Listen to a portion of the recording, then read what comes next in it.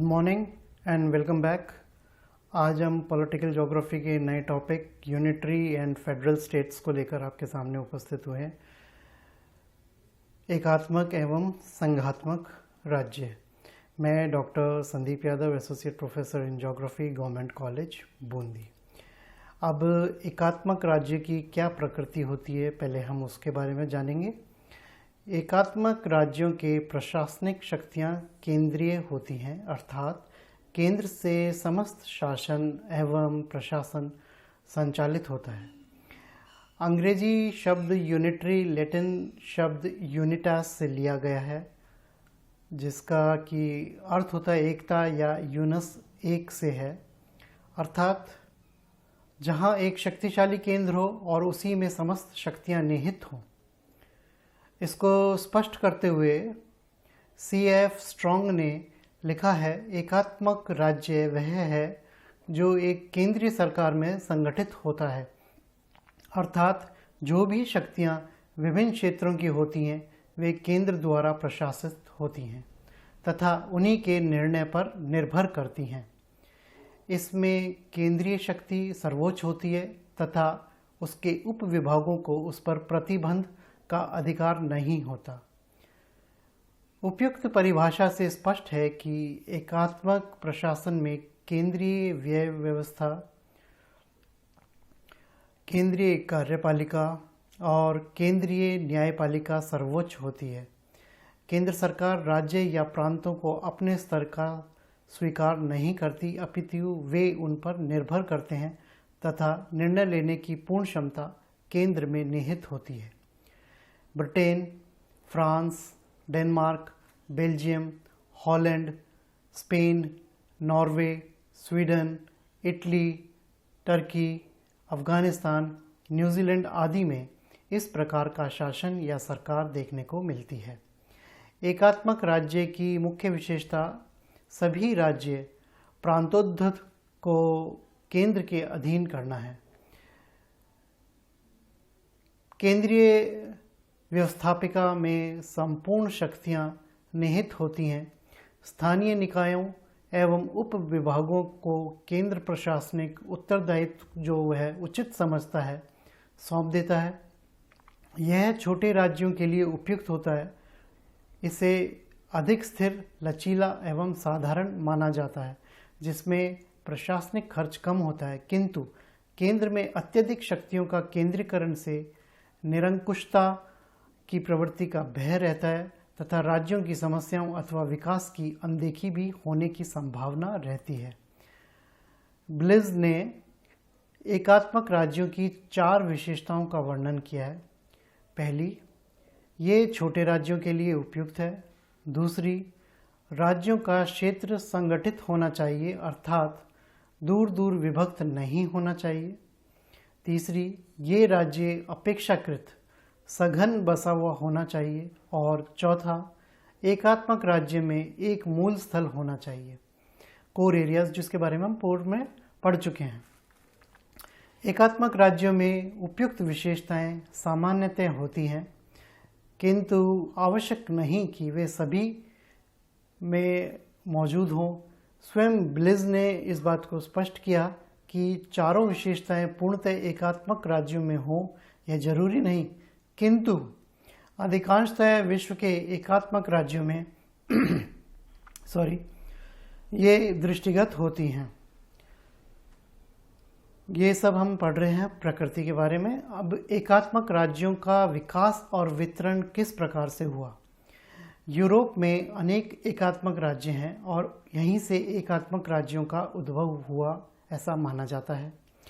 विश्व के अन्य भागों में भी इस प्रकार का प्रशासन का विकास हुआ है। विश्व में आज भी एकात्मक शासन वाले राज्य अधिक और संघात्मक वाले कम हैं। यूरोप में भिन्न भिन्न राज्यों के एकात्मक स्वरूप में परिवर्तन होता रहा है और बहुत कम राज्य ऐसे हैं जो एकात्मक की सभी विशेषताएं रखते हों। डेनमार्क में एकात्मक सरकार सफल है, किंतु इसका आकार कटा-फटा है। बेल्जियम हालांकि संगठित आकार का देश है, किंतु इसमें सांस्कृतिक भिन्नता है और कई मूल स्थल हैं। इटली भी एकात्मक राज्य है किंतु लंबाकार आकार का है। फ्रांस एकात्मक राज्य की आदर्श दशाएं रखता है जो संगठित एक मूल स्थल से युक्त है। सघन जनसंख्या वाला यह राज्य यूरोप में सभी एकात्मक दशाएं अपने में रखता है। अनेक पूर्व औपनिवेशिक राज्यों में एकात्मक शासन को अपनाया है। लैटिन अमेरिका में सभी मध्य अमेरिकी देशों में एकात्मक सरकारें हैं। दक्षिणी अमेरिका में Colombia, Ecuador, Peru, Chile, Bolivia, Paraguay एकात्मक राज्य हैं। अफ्रीका, मध्य पूर्व के राज्य और अरब देशों में भी एकात्मक राज्यों का स्वरूप है। नाइजीरिया यद्यपि ब्रिटिश उपनिवेश था किंतु इसने संघीय शासन अपनाया। एशिया में चीन में एकात्मक शासन है। दक्षिण पूर्वी एशिया में मलेशिया के अतिरिक्त सभी एकात्मक राज्य हैं। अफगानिस्तान, श्रीलंका, पाकिस्तान ये भी एकात्मक राज्य हैं। अनेक द्वीपों का समूह इंडोनेशिया और फिलीपींस में भी एकात्मक प्रशासन है।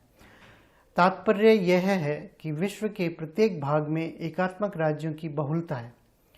उनमें छोटे राज्य भी हैं और बड़े भी, सघन जनसंख्या वाले भी हैं और विरल भी, संगठित क्षेत्र वाले भी हैं तथा कटे फटे या विच्छिन्न क्षेत्र वाले भी तथा विविध मूल स्थल वाले भी।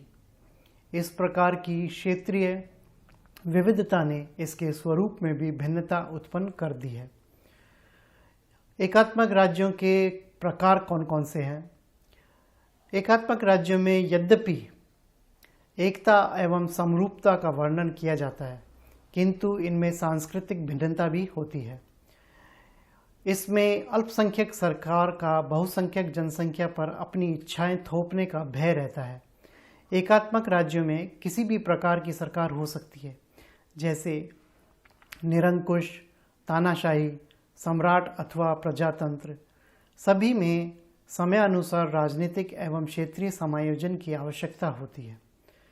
परिणामतः उनके स्वरूप में भिन्नता आ जाती है। इसी भिन्नता के आधार पर वर्तमान में प्रचलित एकात्मक राज्यों के भिन्न भिन्न प्रकार दृष्टिगत होने लगे हैं और वे हैं केंद्रीकृत, अत्यधिक केंद्रीय एवं समायोजित। तो पहले हम पढ़ेंगे या जानेंगे केंद्रीकृत एकात्मक राज्यों के बारे में। यह एक सामान्य एकात्मक राज्य होता है जिसमें केंद्र में शक्तियों का केंद्रीकरण होता है। सामान्यतः इन राज्यों में जनसंख्या की एक रूपता होने के कारण वे केंद्र की सत्ता को स्वीकारते रहते हैं। इसके लिए कभी सांस्कृतिक कारण उत्तरदायी होते हैं तो कभी जातिगत। सामान्यतः इन राज्यों में एक मूल स्थल होता है तथा ये राज्य प्रौढ़ अवस्था में होते हैं। डेनमार्क, स्वीडन और नीदरलैंड में सम्राट हैं तथा चुने हुए प्रतिनिधि हैं तथा वहाँ की जनसंख्या इसे सहजता से स्वीकार कर लेती है। इसी श्रेणी के अन्य राज्य इटली, आयरलैंड, फिनलैंड और फ्रांस हैं। जापान, न्यूजीलैंड आदि देशों में भी इसी प्रकार की एकात्मक व्यवस्था देखने को मिलती है। दूसरा है अत्यधिक केंद्रीय। इस प्रकार के एकात्मक राज्यों में क्षेत्रीय विविधता अथवा जातिगत भिन्नता आदि को नियंत्रित करने के लिए केंद्र के पास अपनी शक्तियां होती हैं और वह उनका यथा समय उपयोग भी करता है। इसमें 3 प्रकार के राज्य हैं: साम्यवादी देश, एक पार्टी के प्रभुत्व वाले देश और तानाशाही। साम्यवादी देशों में पूर्व सोवियत संघ और यूगोस्लाविया संघीय राज्य हैं किंतु अन्य देशों में एकात्मक शासन है।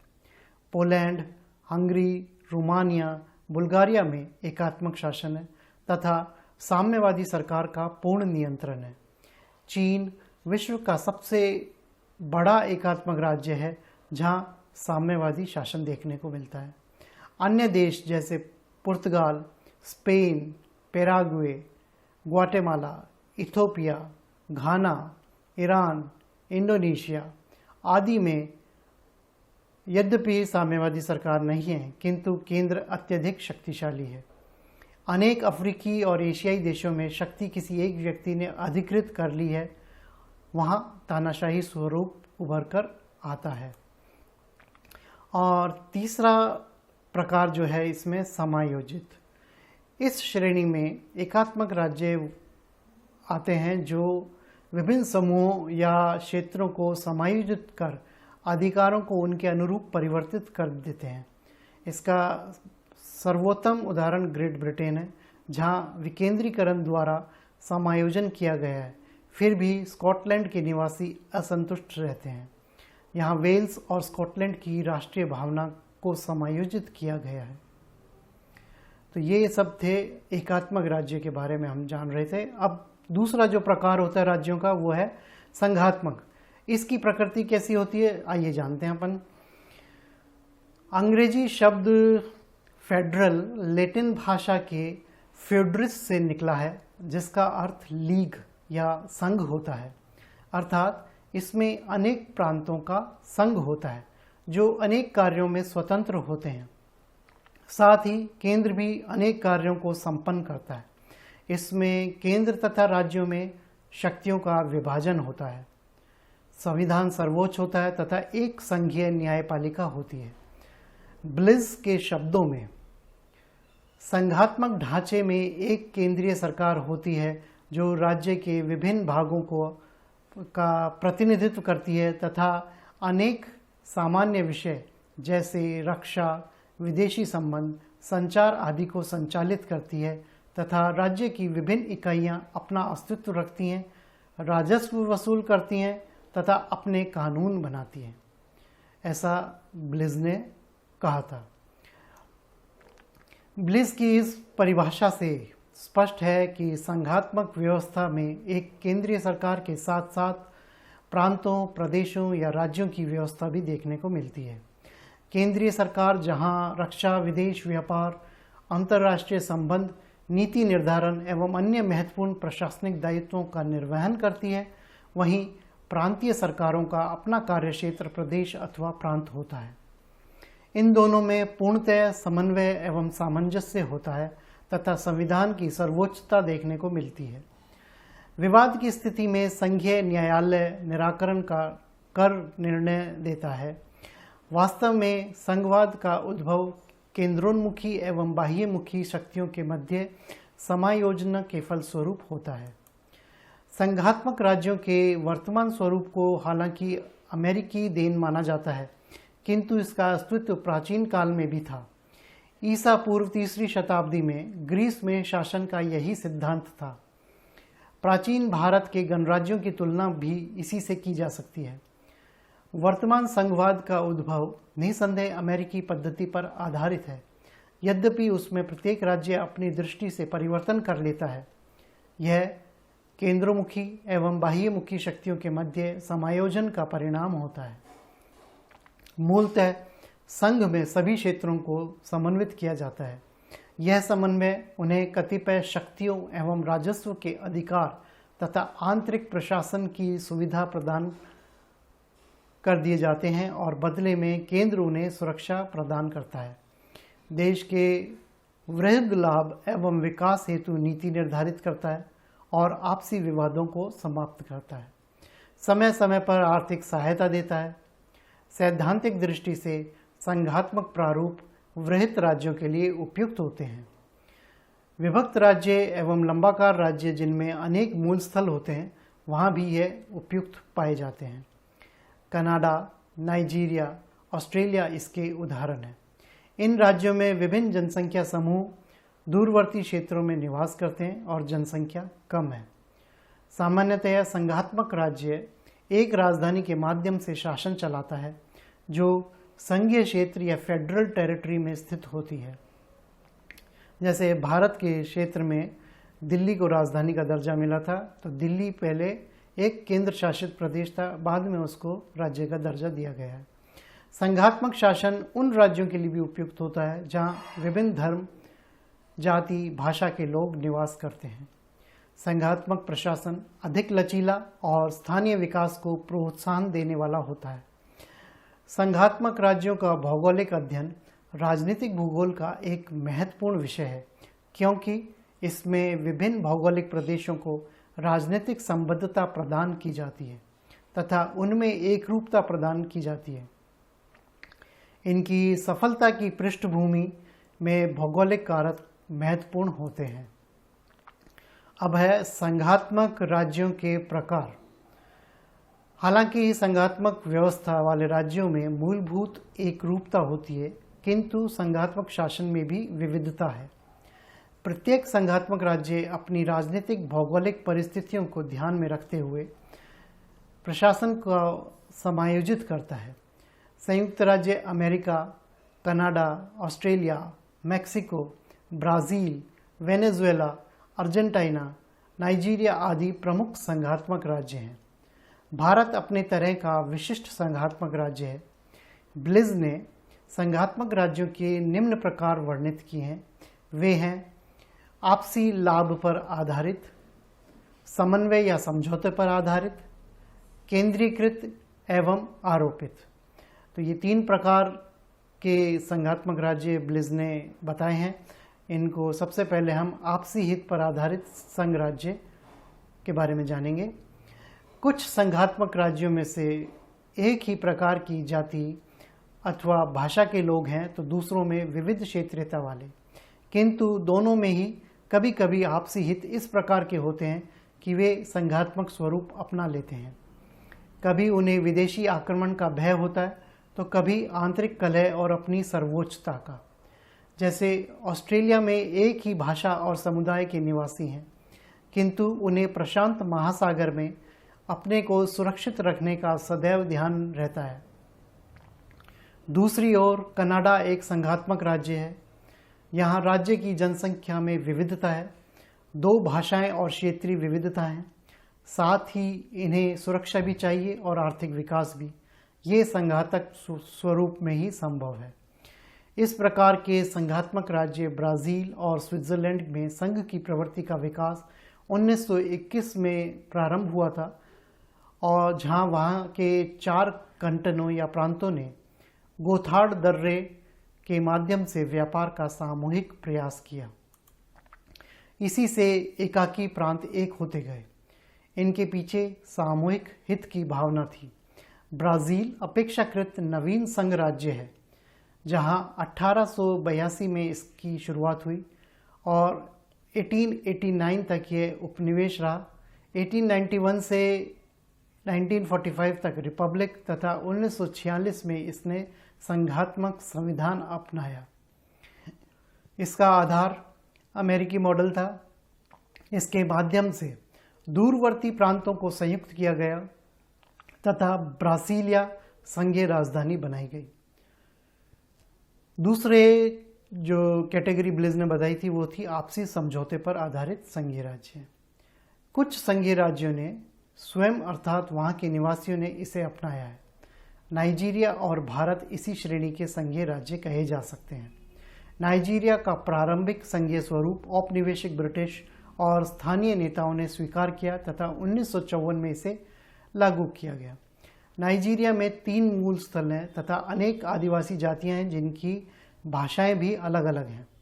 यहाँ स्वतंत्रता के पश्चात गृह युद्ध की दशाएं हो गई, जिन्हें कठिनाई से शांत किया गया तथा देश को 12 प्रदेशों में विभक्त कर संघीय स्वरूप दिया गया। भारत जब 1947 में स्वतंत्र हुआ तो यहाँ लगभग 562 छोटे बड़े राज्य थे। क्षेत्रीय विविधता, विभिन्न भाषाएं, धर्म यहाँ प्रचलित हैं। फलस्वरूप इनमें समन्वय अत्यधिक कठिन कार्य था, किंतु कुशलता से राज्यों का पुनर्गठन किया गया, केंद्र शासित प्रदेश बनाए गए, केंद्र को शक्तियां प्रदान की तथा राज्यों को भी पर्याप्त अधिकार दिए गए। राज्यों का पुनर्गठन का आधार भाषा को बनाएगा। अनेक विवादों को भी जन्म मिला इससे। बम्बई राज्य को बाद में गुजरात और महाराष्ट्र में तथा पंजाब का हरियाणा और पंजाब के रूप में नए राज्यों का निर्माण किया गया। अभी भी यदा कदा नए राज्यों की मांग उठती रहती है, जो इतने बड़े देश में स्वाभाविक है, किंतु भारत का संघात्मक स्वरूप अपने आप में विशिष्ट है, जिसका संवैधानिक आधार सुदृढ़ है। और तीसरी कैटेगरी जो ब्लिज ने बताई थी वो है केंद्रीकृत संघात्मक राज्य। इस श्रेणी में वे संघात्मक राज्य हैं जहां केंद्रीय शक्ति की प्रधानता होते हुए भी संघीय स्वरूप है। पूर्व सोवियत संघ और यूगोस्लाविया इसके बेहतर उदाहरण हैं। सोवियत संघ जैसे विशाल विविधता से युक्त राज्य में साम्यवादी क्रांति के पश्चात केंद्रीय शक्ति की प्रधानता के साथ विभिन्न प्रांतों को स्थानीय प्रशासन के लिए बनाया गया। सोवियत संघ के 15 रिपब्लिक या प्रांत वृहत सांस्कृतिक समूह के आधार हैं, जिनका स्तर समान है, किंतु मूल शक्ति का केंद्र मॉस्को है। 15 वृहत भागों को पुनः अनेक स्वायत्त उप विभागों में विभक्त किया गया है, जिन्हें ऑटोनोमस ओब्लास्ट एओ कहा है। देश की सुरक्षा, नीति निर्धारण, विकास योजनाएं और सभी निर्देश केंद्रीय सत्ता में ही निहित हैं। यूगोस्लाविया में 1919 तक एकात्मक शासन था, जो असफल रहा। परिणामतः 1939 में संघीय स्वरूप अपनाया गया, जिसमें सभी समूहों को प्रतिनिधित्व दिया गया तथा विभिन्न प्रांतों का गठन किया गया, किंतु यहाँ भी शक्ति का केंद्र साम्यवादी सरकार द्वारा नियंत्रित केंद्र है। और आज की स्थिति ये है कि यूगोस्लाविया से भी कई छोटे छोटे राज्यों का निर्माण हो गया है। और चौथी कैटेगरी है आरोपित संघात्मक राज्य। कुछ संघ ऐसे हैं जहां संघात्मक स्वरूप वहां के निवासियों की इच्छा के विरुद्ध या उनसे पूछे बिना लागू किए गए हैं। इनमें अल्पमत के शक्तिशाली होने से वे शेष पर अपनी इच्छा आरोपित करते हैं। इस प्रकार के संघीय राज्य दीर्घजीवी नहीं होते, जैसे माली संघ, मध्य अफ्रीका संघ, वेस्ट इंडीज संघ, पाकिस्तान आदि। इस प्रकार का संघात्मक स्वरूप पूर्ण औपनिवेशिक शक्तियों द्वारा आरोपित किया जाता रहा है। मध्य अफ्रीका संघ 1 दशक में समाप्त हो गया। पाकिस्तान से पूर्वी भाग बांग्लादेश के रूप में अलग हो गए। तात्पर्य यह है कि संघात्मक स्वरूप जब आरोपित होता है, उसकी सफलता पर संदेह होता है और वह अधिकांशतः असफल हो जाता है। यदि स्थानीय परिस्थितियों के अनुसार उसका निर्धारण होता है, तो वह अवश्य ही सफल होता है। अब बात करेंगे हम संघवाद का भौगोलिक पक्ष। राजनीतिक भूगोल वेशाओं ने संघात्मक शासन व्यवस्था का अध्ययन किया है। उनके अनुसार संघवाद या संघात्मक शासन के राज्यों को अन्य शासन व्यवस्थाओं की तुलना में अधिक भौगोलिक माना है। संघात्मक व्यवस्था अधिक भौगोलिक है क्योंकि इसका मूलाधार प्रादेशिक विविधता जो प्रत्येक देश में होती है। भूगोल का आधार भी क्षेत्रीय विविधता है और संघात्मक व्यवस्था का भी। विविधता में एकता स्थापित कर उनमें आपसी सहयोग, समन्वय और सामंजस्य स्थापित करना इस व्यवस्था का अंग है। भारत जैसे देश में जहाँ प्राकृतिक, आर्थिक, सामाजिक और सांस्कृतिक विविधता अत्यधिक है, वहाँ संघात्मक शासन व्यवस्था विविधता में एकता का सूत्र प्रस्तुत करती है। इसका एक लाभ यह भी होता है कि एक क्षेत्र अथवा प्रदेश दूसरे का पूरक होता है। जैसे एक प्रदेश में कृषि की प्रमुखता है तो दूसरे में खनिज की, कहीं औद्योगिक विकास अधिक है तो दूसरे में मानव संसाधन अधिक देखने को मिलते हैं। तात्पर्य यह है कि इसके माध्यम से सह अस्तित्व विकसित होता है, अतः यह अधिक भौगोलिक है। संघात्मक राज्यों के भौगोलिक होने के अन्य कारण भी हैं, जैसे प्रत्येक क्षेत्र या राज्य में विविधता होना, अर्थात विविधता भौगोलिक नियम है। उस विविधता को नकारा नहीं जा सकता, उससे सामंजस्य ही किया जा सकता है। दूसरा, भौगोलिक विविधताओं में संघ एकता स्थापित करता है, उन्हें एक पटल पर मिलाता है, उन्हें साथ साथ रहकर सह अस्तित्व में रहना सिखाता है। तीसरा, इसके माध्यम से सामाजिक एकत्व की भावना जागृत होती है। भाषा, धर्म, जाति के लोग अलग होते हुए भी संघ से संबंधित रहते हैं, जैसे भारत में। चौथा, इनमें दोहरा प्रशासन होता है। राज्य और केंद्र का क्षेत्रीय विकास को गति मिलती है, जैसे भारत में। राज्य एवं केंद्र मिलकर आर्थिक प्रगति का मार्ग प्रशस्त करते हैं तथा एक इकाई को दूसरे के साथ अंतर संबंध स्थापित करता है। अतः देश के विभिन्न भागों की आवश्यकता देश में ही पूर्ण होने की आशा रहती है। और छठा, महत्वपूर्ण विषय जैसे सुरक्षा, विदेश नीति, व्यापार, योजना, संचार आदि केंद्र के अधिकार क्षेत्र में होने के कारण राज्य महसूस करते हैं और अपना समस्त ध्यान इसी ओर लगाते हैं। मूल रूप में संघात्मक शासन व्यवस्था में विविधता में एकता की भावना होती है, उन पर आरोपित ना होकर आपसी सहयोग से होती है। जहाँ यह आरोपित होती है अपितु संघ न केवल अस्थिर हो जाता है अपितु समाप्त भी हो जाता है। अनेक देशों का भौगोलिक विस्तार भी उन्हें संघवाद की ओर प्रेरित करता है। ब्राज़ील के संबंध में ब्लिज ने कहा, to Brazil geography and economics permit no other form of political territorial organization than federalism।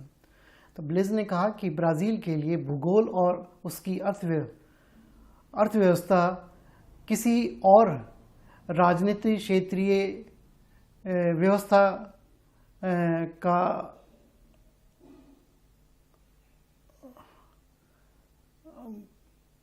Allow नहीं करती जितनी संघात्मक राज्य करता है। संघवाद के संबंध में आर.डी. दीक्षित ने विशेष विचार महत्व के अपने को दिए हैं। Although of special relevance to political geography, federalism may also be of interest of the social geographer interested in social integration and diversity, to the economic geographer studying the role of political institutions, economic growth, and to the historical geographers evaluating spatial interactions in the genesis and evolution of some of the new nations। कहने का तात्पर्य यह है कि सामाजिक भूगोलवेता समाज की अखंडता और उसकी विविधता को बनाए रखने के लिए संघवाद को ज़्यादा उपयुक्त मानते हैं। संघ के विभिन्न भागों में विविधता का होना स्वाभाविक है। अनेक मुद्दों जैसे आर्थिक, धार्मिक, ऐतिहासिक, भाषाई, सांस्कृतिक आदि भिन्नताएं कभी कभी गतिरोध उत्पन्न करती हैं और विवादों का कारण भी बनती हैं।